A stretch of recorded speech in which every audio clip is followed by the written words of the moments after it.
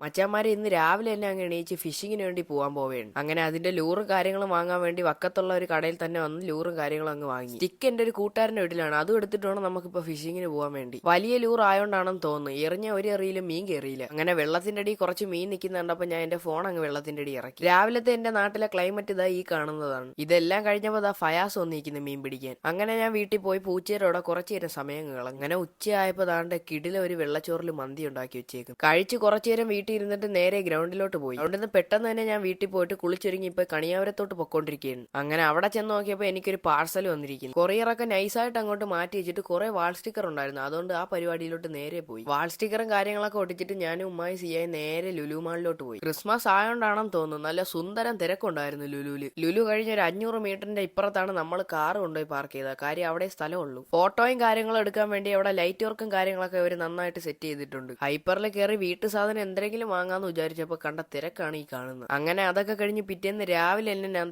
Tuition വന്നിട്ടുണ്ട്. ഇന്ന് physics lab ഉണ്ട്.